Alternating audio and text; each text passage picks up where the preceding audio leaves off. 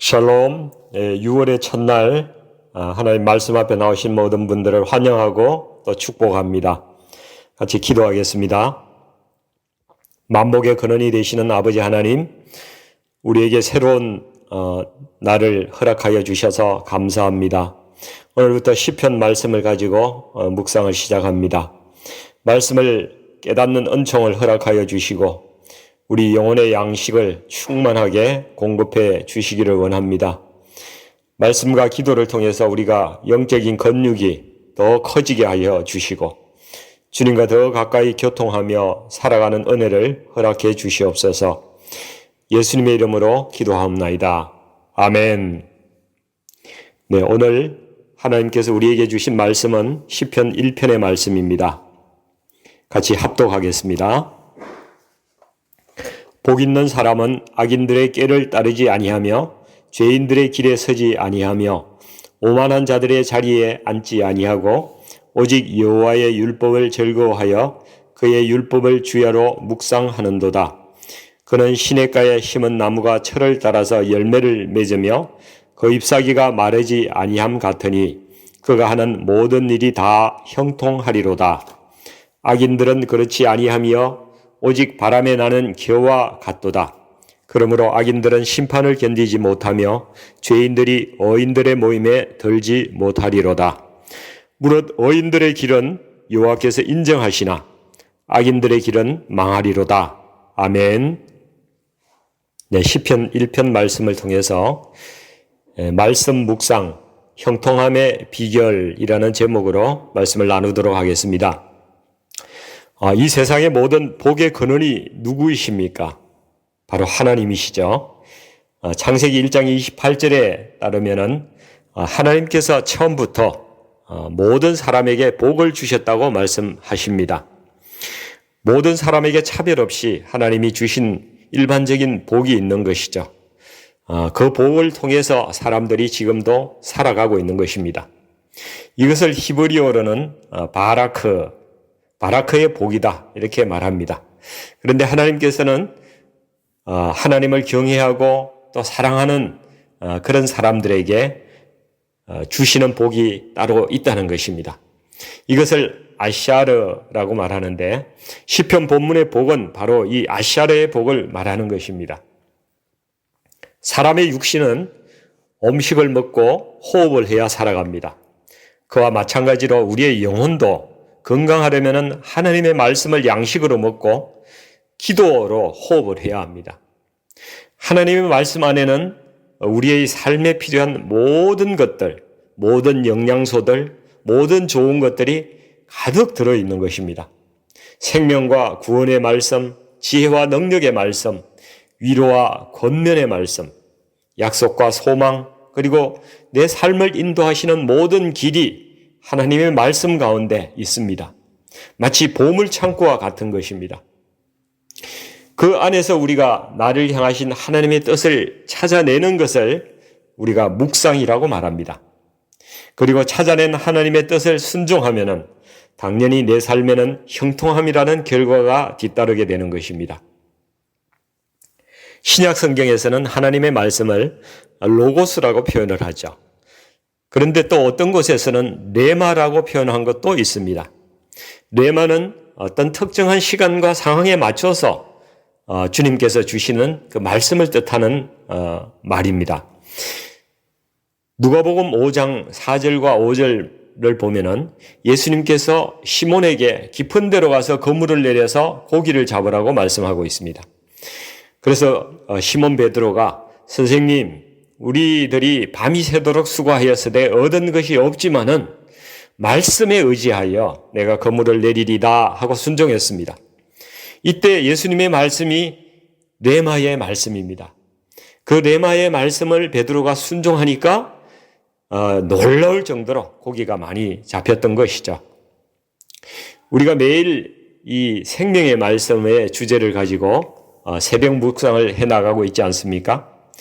그런데 우리가 이 묵상하는 이 말씀을 가지고 성경에 기록된 이 로고스의 말씀인데 이 로고스의 말씀이 나에게 레마의 말씀으로 부어지도록 해야 하는 것입니다. 이것이 무엇을 통해서 가능하겠습니까? 오직 말씀의 묵상을 통해서만 가능한 것입니다. 뇌마의 말씀이 나에게 주어질 때 순종하면은 하나님의 뜻이 이루어지고 내가 형통함을 얻는 기쁨을 또 누리게 되는 것이죠.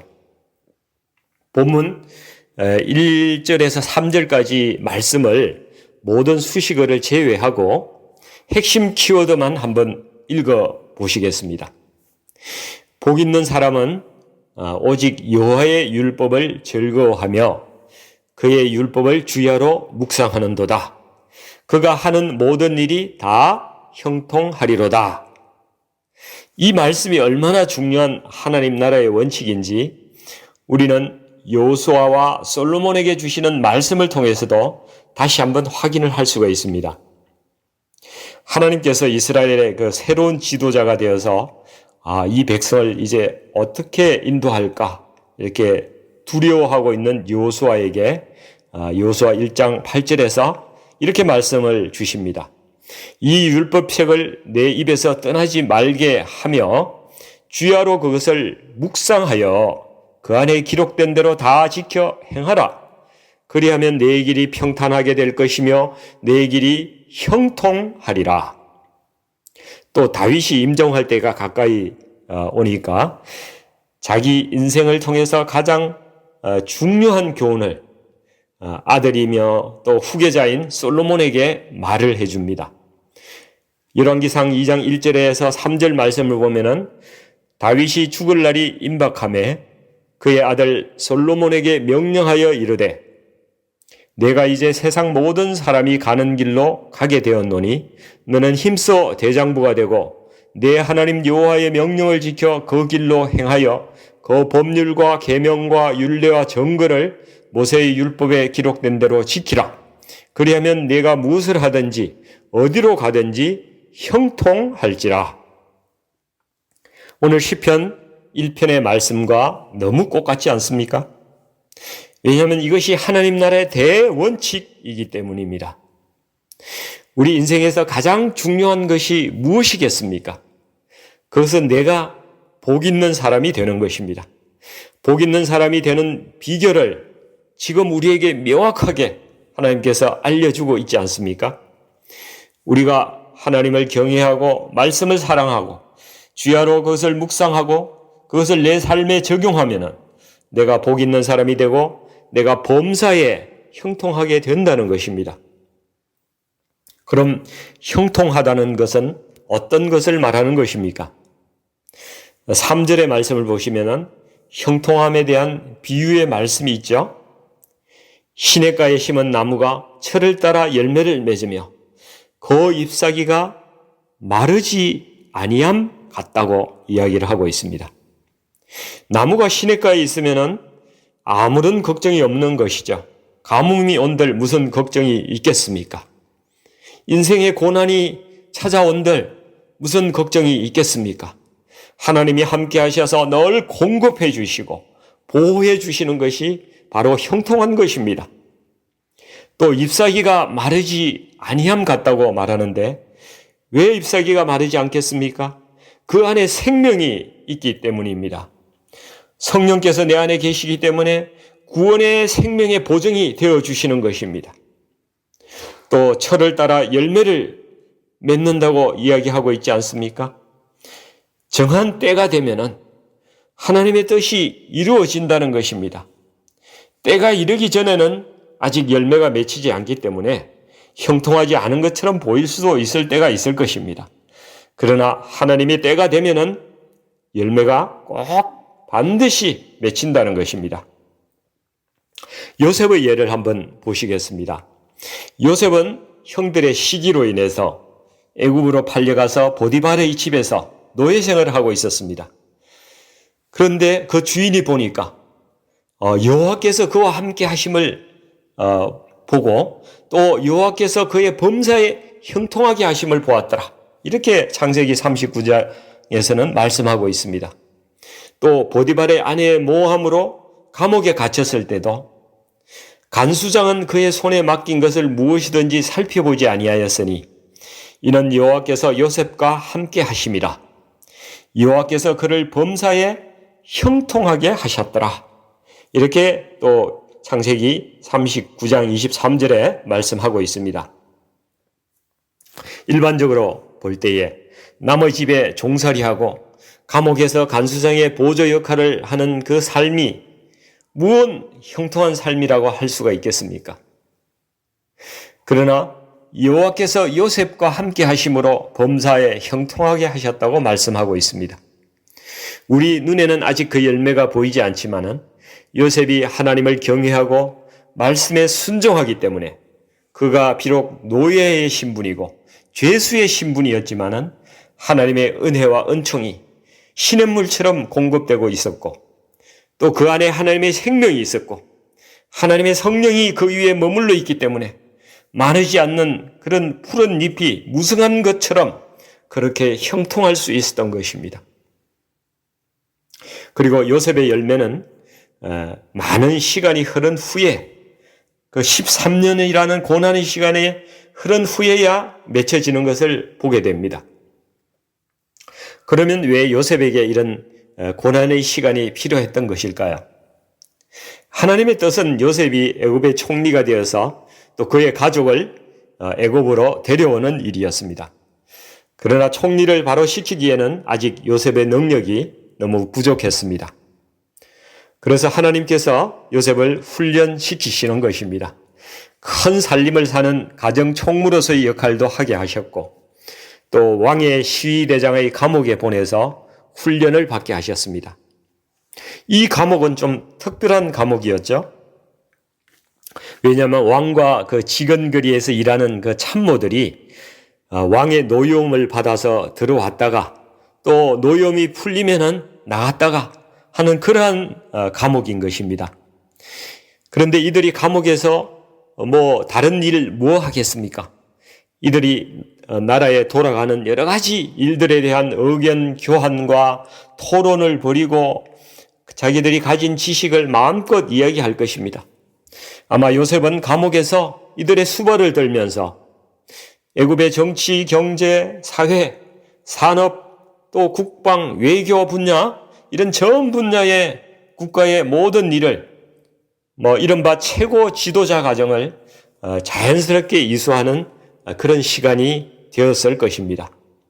그래서 요셉이 애굽의 총리가 되었을 때에 적시로 능력 있게 그 총리 역할을 해나갈 수 있었던 것이죠. 그러면 우리 삶이 형통하게 되면 어떤 유익이 있습니까? 가장 첫 번째는 본인에게 유익한 것이죠. 삶의 보람과 기쁨을 얻습니다. 하나님과 동행하는 그 기쁨을 누리는 것입니다. 바울이 가진 고초를 다 겪었지만은 하나님께서 그와 함께 하신다는 사실을 알았기 때문에 어떤 환경과 조건에서도 항상 기뻐하고 감사할 수 있었던 것입니다. 둘째는 나무가 풍성한 열매를 맺을 때에 가장 기뻐하는 사람은 누구이겠습니까? 나무를 심은 농부일 것입니다. 즉 하나님께서 우리가 형통할 때에 가장 기뻐하시는 것입니다. 세 번째, 나무가 풍성해질 때에 새가 와서 거기 가지에서 쉼을 얻고 그 잎사귀 아래 그늘에서는 많은 사람들이 휴식처가 될 수 있고 그 열매를 따서 또 먹을 수도 있을 것입니다. 마치 아브라함이 복이 되고 그 복이 많은 사람에게 흘러가듯이 형통한 사람을 통해서 또 다른 많은 사람들이 복을 얻을 수 있다는 것입니다. 축복의 통로로 쓰임받는 그러한 기쁨이 있는 것이죠. 요셉이 보디발의 집에 모든 소유물을 주관하게 된 때부터 여호와께서 요셉을 위하여 애굽 사람의 집에 복을 내리심으로 여호와의 복이 그의 집과 밭에 있는 모든 소유에 미친지라 이렇게 말씀하고 있습니다. 하나님께서는 복 있는 사람 한 사람을 위하여 그 주변에도 복을 내리시는 그 은혜를 베푸신다는 사실을 말씀을 통해서 우리가 확인할 수 있습니다. 우리가 저와 여러분이 먼저 복 있는 사람이 되시면 우리 주변의 많은 사람들이 우리를 통해서 우리가 복의 통로로 사용됨으로써 하나님의 복을 얻을 수 있다는 것입니다. 이에 반해서 하나님께서 또 외면하는 사람들이 있습니다. 하나님께서 그 얼굴을 그들에게서 돌리시는 사람들이 있습니다. 본문 1절을 보시면 악인과 죄인과 오만한 자들이 있습니다. 이들을 통칭하여 본문 4절에서는 악인이라고 말하고 있습니다. 악인들은 그렇지 아니함이여 오직 바람에 나는 겨와 같도다. 성경은 선과 악을 구분하는 기준을 근본적으로 하나님에 대한 그 사람의 태도로 판별을 한다고 생각할 수가 있습니다. 세상 윤리나 도덕 규범에 비추어서 판단하는 것이 아닙니다. 잠언 9장 10절의 말씀은 잠언의 주제 말씀이라고 할 수가 있죠. 여호와를 경외하는 것이 지혜의 근본이요 거룩하신 자를 아는 것이 명철이니라. 이 말씀대로 여호와를 경외하고 하나님을 아는 사람이 의인이고 그렇지 않은 사람을 악인이라고 말하는 것입니다. 악인들은 하나님 없이 살아가는 세상을 꿈꾸면서 항상 꾀를 내는 사람들입니다. 세상에는 무신론도 있고 진화론도 있고 또 유물론 같은 것도 있습니다. 사람들이 꾀를 내는 것이죠. 또 구원을 왜곡하는 상대주의, 혼합주의, 자유주의 같은 그러한 이론들도 꾀를 내서 만들어내는 그러한 사람들이 있습니다. 그들을 성경은 악인들이라고 말하며 그들의 꾀를 따르지 말라고 말씀하고 있습니다. 죄인들은 자신이 가지고 있는 죄성 그대로 살아가는 사람들입니다. 만약 하나님의 은혜가 없다면 모든 사람들이 이 죄악된 본성대로 살아갈 것입니다. 우리는 하나님의 은혜를 입고 죄인이었지만은 용서받은 자들입니다. 그러나 하나님의 길을 선택하지 않는 사람, 의인의 길을 선택하지 않는 사람들은 죄인의 길을 선택하는 사람들입니다. 그의 자유의지대로 그것을 선택해서 가는 사람들인 것입니다. 오만한 자는 누구입니까? 오만한 자는 하나님의 심판을 업신여기고 또 조롱하는 자들입니다. 오만한 사람은 악인과 죄인의 속성을 다 가진 사람이라고 볼 수가 있습니다. 하나님을 적대시하는 어떤 결정판이라고도 볼 수가 있는 그러한 사람입니다. 하나님의 자리에 자신이 주인으로 앉은 사람이라고 볼 수가 있는 것이죠. 북한에서 기순한 그 태영호 씨가 있죠. 지금 대한민국의 국회의원이 되었습니다. 이분이 한국에 오니까 자신을 전도하려고 많은 사람들이 성경을 주었답니다. 그런데 읽어도 잘 이해가 되지 않았는데 한 청년이 만화 성경을 갖다 주어서 하룻밤 내에 그것을 다 읽고 성경이 무엇을 말씀하시는지를 좀 이해를 하게 되었다고 말합니다. 그런데 자신이 그 10계명을 읽으면서 몸이 사시나무 떨리듯이 떨리고 전율을 느꼈다고 말하고 있습니다. 왜냐하면 북한에는 그 통치 이념인 당의 유일적 영도체제 확립의 10대 원칙, 이런 그 10대 원칙이라는 것이 있습니다. 이 10대 원칙이 북한 주민들의 삶을 전부 다 규율하는 그러한 제일 중요한 것이라고 말하는데요. 그런데 이 10대 원칙이 성경의 10계명과 순서도 다르지 않게 김일성과 김정일을 하나님의 자리에 앉혀놓은 내용이라고 말합니다. 오만한 자의 전형적인 모습이라고 할 수 있는 것이죠. 그러나 이들이 끝까지 형통하지 못하다는 것입니다. 바람에 날리는 겨와 같은 존재들이고 심판을 견디지 못할 것이며 구원받지 못한다는 것입니다. 이 땅에서는 하나님을 믿지 않는 사람들도 세상의 지혜와 처세술과 성공 전략을 잘 구사하면은 물질적인 성공도 하고 또 잘 살아갈 수도 있습니다. 성경에도 악인의 형통함을 보고 도대체 이럴 수가 있느냐고 하나님께 하소연하는 그런 내용들이 참 많이 나옵니다. 그러나 이 땅에 사는 동안 잠시 형통하게 보이는 것은 진정한 형통이 아니라는 사실을 우리는 꼭 기억해야만 하는 것입니다. 이제 하나님께서 이 말씀의 묵상이 형통함의 비결이라고 오늘 말씀하시죠. 그런데 오늘 설교를 들으시는 것으로 끝낸다면 이것은 말씀 묵상이라고 할 수는 없습니다. 나에게 주시는 레마의 말씀을 들어야 합니다. 많은 분들이 묵상을 잘 하고 계시지만은 혹 참조가 될까 싶어서 가장 간단하게 성경 묵상하는 그 방법에 대해서 한번 말씀을 드리도록 하겠습니다. 그 첫 번째는 하나님께서 오늘 나에게 주시는 말씀을 받는 것입니다. 먼저 주님께 레마의 말씀을 나에게 주시도록 기도한 후에 오늘 주어진 본문 말씀을 정독하여 한 2, 3회 정도 읽습니다. 그리고 내 마음에 다가오는 말씀을 선택하여서 그것을 별도로 기록해 봅니다. 그리고 그것을 오늘 나에게 하나님께서 주신 말씀으로 받아들이는 것입니다.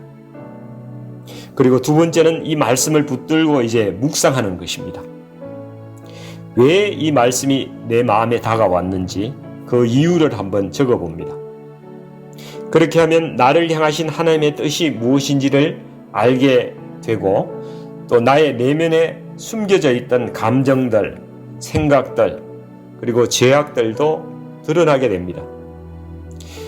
우리는 이 말씀이 나의 잘못에 대한 어떤 지적의 말씀인지 또 격려인지 또 나의 앞길에 대한 인도하시는 말씀인지 이 묵상을 통해서 분별할 수가 있는 것입니다. 그리고 세 번째는 그것을 적용하는 것입니다.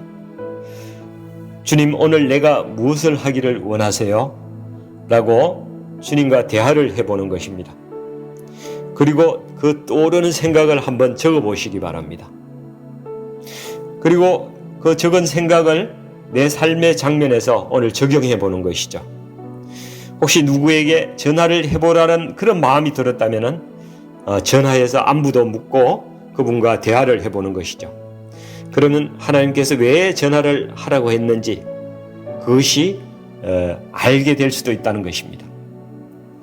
그러나 유의할 점이 있는데 나에게 주신 이 마음이 하나님의 품성이나 뜻에 어긋난 것이라면 그것은 하나님이 주신 마음이 아니라는 것입니다. 이것을 내가 분별해야 하는 것입니다. 이것을 행할 때 하나님이 기뻐하실까? 이렇게 한번 검증해 보아야 한다는 것이죠.